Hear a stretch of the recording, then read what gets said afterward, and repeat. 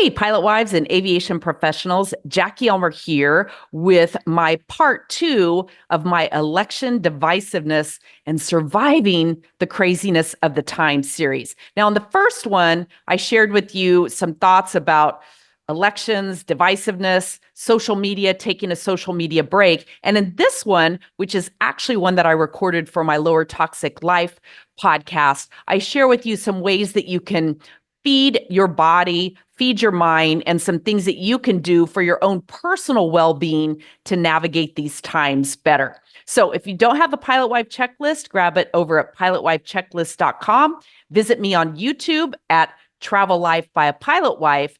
And here we go in the second part of this series.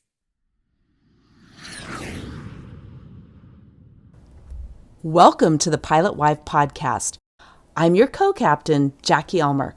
I've been a pilot wife for over 3 decades, and I cannot imagine any other lifestyle. Yes, there's no doubt it's a mix of turbulence and blue skies, but what life isn't? I'm here to bring you the best that the aviation life has to offer. And if you want the Pilot Wife survival guide and checklist, go to pilotwifechecklist.com. Now, stow your baggage, strap in, and let's unpack the Pilot Wife life.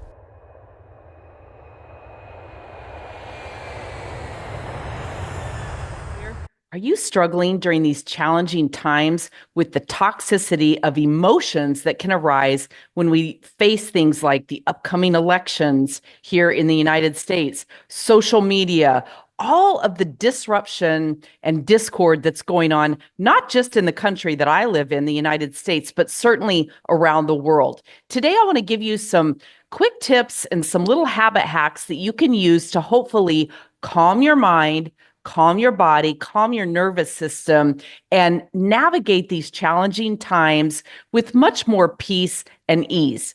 Now, the most important thing I want to start with is managing your mind, managing your thoughts. It's super simple to allow your thoughts to absolutely run away with themselves if you're not careful. And you know what I mean? We all have those times where we realize we're literally operating on autopilot default thinking. You've probably heard it before. We have somewhere between 60 and 80,000 thoughts a day. About 90% of those thoughts are on autopilot. They're the same thoughts that we think over and over and over again, from I'm late, there's not enough time, I've got 20 pounds to lose, why do I have bags under my eyes, why don't my kids behave better, why don't politics go the way I want them to? There's just a whole myriad of things. So we can get really caught up in the negativity. That's where it's super important that you stop and pause. It's kind of like when you drive for 20 miles and you arrive at your destination and all of a sudden you realize you don't even remember driving there, right? Because you're on autopilot, literally driving the car, and your mind is a million miles away. And it's so easy to get caught up in that on a daily basis. So the best thing that we can do is really begin to start our day off in the right way. And that means not grabbing this bad boy first thing in the morning. If you sleep with it on your nightstand, which I recommend that you don't, although quite often I do, so I'm shaming myself along with you. But I recommend that you ditch the phone, and at very least, don't wake up and have the first thing that you do check your text messages, check your email, check your social media, or any of that. If you must turn it on first thing, turn on some very soft, calming meditation music. Okay? Lay in bed for a minute before you roll over and get out. Lay in bed and just literally manage your mind. Think about your day. Manage the thoughts that are going through it. Remind yourself that you are sufficient right now in this moment. Wiggle your toes. Feel good under your sheets. Practice gratitude that you have a roof over your head, that you have warmth in your home or cool air in your home whenever you're listening to this, whatever the situation may be, that you've got clean water, that you've got food in the refrigerator, in the pantry, whatever it is for you. It's so important that we start our day with a little bit of gratitude, because the reality of it is it's impossible to feel gratitude and grumpy at the same time. Now, once you move past the gratitude, you can certainly allow yourself to get into the grump funk, but I recommend that you don't. So definitely focus on managing your mind. And then kind of the same thing, just assess your situation. What does the day consist of? What absolutely has to be done today? And what are the steps that you're going to take to get you there? And how can you do those steps with joy and gratitude? Maybe you have time in the morning to get out of bed and do some gentle movement, some yoga, some stretching, some sun salutations, just some downward dog even, or something that gets the energy flowing through your body. That simple, gentle movement first thing in the morning is so very critical. If at all possible, make sure that you get out in the morning sunlight and daylight as quickly as you can. Within an hour of waking up, if at all possible, get out in that morning sunlight and spend 10 to 15 minutes as uncovered as possible, no sunglasses, no sunscreen, and just allow the sun to seep into your cells, into your eyes, into your entire body. We are products of the earth. And while we're not of the earth, we are part of the earth as well. And from the early dawn of man and dawn of time, the sun has played a pivotal role in our health, our energy, our wellness, our planning cycles, our reaping cycles, our harvesting, all of that. So the sun plays a vital role. And I will leave a link to my circadian cave woman reset video, which I recommend that you watch. So get out in the morning sun and spend as much time in it as possible. If you can exercise out there or do your gentle yoga stretches, sun salutations, downward dog, whatever it is, if you can do any of that out in the sun, please do. And I like to drag my little rebounder out there, and I will rebound out in the sun for 10 to 15 minutes, just exercising, moving, allowing my cellular makeup, if you will, to regenerate. So that's an important part of it too. I have some little notes here. And then ground as well. If you can be out in the grass or in the earth in any way with your bare feet on the ground, spend a few minutes doing that. Wiggle your toes in the grass, in the earth, and ground into the earth and Mother Nature. Very, very important. If you can sit out there with your morning tea or your fresh water or bulletproof coffee, as I like to do often, sit out there with your journal, light some incense, a candle, and again, just be out in nature and write down what some of those thoughts are. Do a morning thought download with your journal where you get everything out. It's also called morning pages. I love this exercise. Some days I wake up and I feel totally filled with joy, and I don't have anything negative to share. And other days, I've got negative energy, a conversation that I had, a situation from the day before, something that I just want to release out into the universe, get it on my piece of paper, which then I will shred, I will burn, I will get rid of that and release that negative energy out into the world. So get out and do some of that. Now, I mentioned coffee and tea, but also your water, your electrolytes. Make sure that you are starting your day with water that really hydrates your body. I like to drink about 16 to 32 ounces of water with magnesium, with potassium, with sea salt, with all of the good things that I know, again, gets my body operating, it wakes it up from that sluggish state of sleep, gets all of my juices and blood and everything going, flowing, my lymphatic system working, all of that the way that it's supposed to. But your water and your electrolytes are important. Now, we have a lot going on in this crazy time that we're in. So it's very important that you continue to eat a healthy, nutritious diet.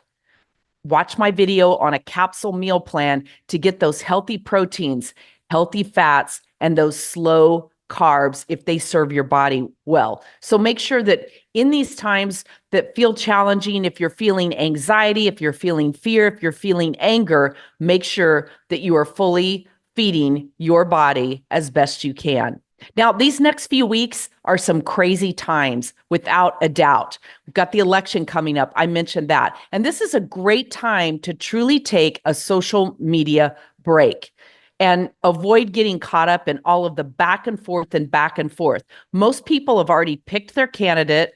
You're not going to change their mind. And all you're going to do is get your guts riled up. Your anxiety is going to rise to a heightened level. You're going to feel anger. You're going to feel often electrical currents running through your body.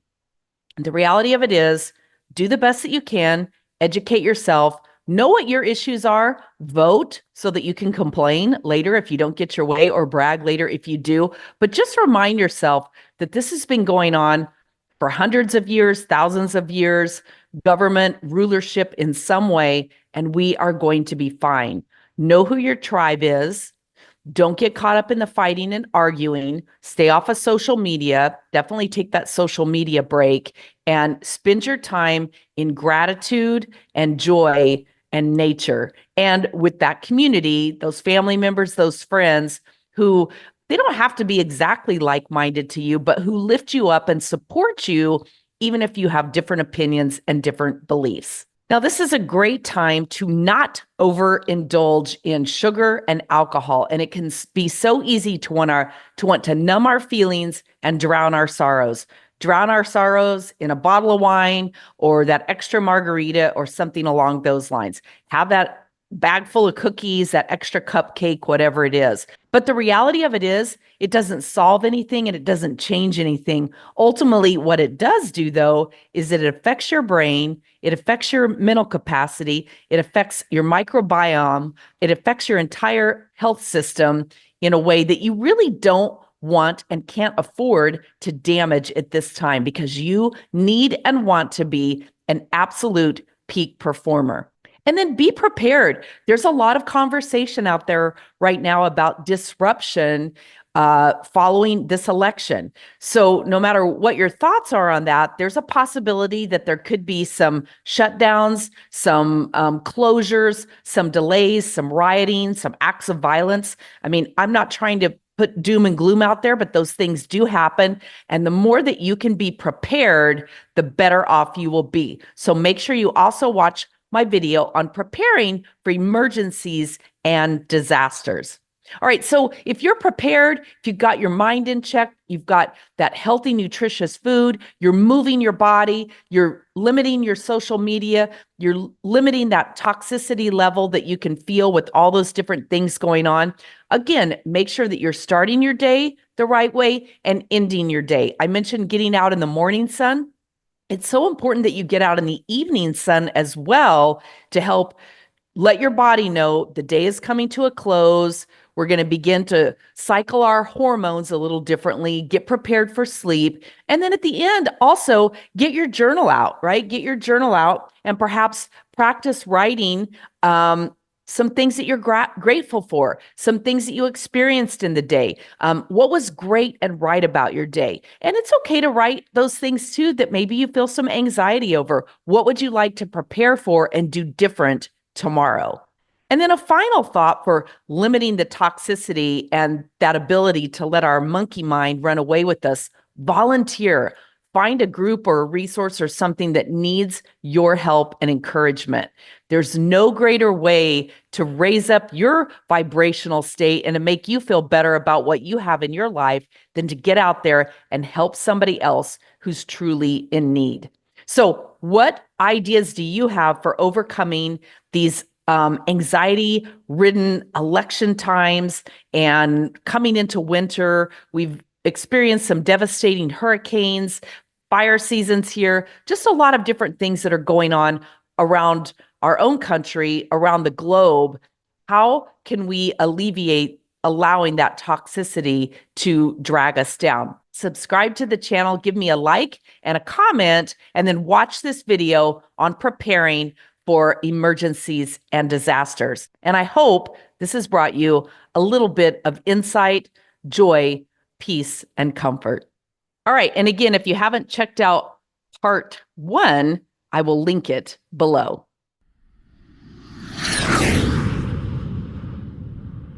Do you ever find yourself on the struggle bus with relationships, career, or life in general?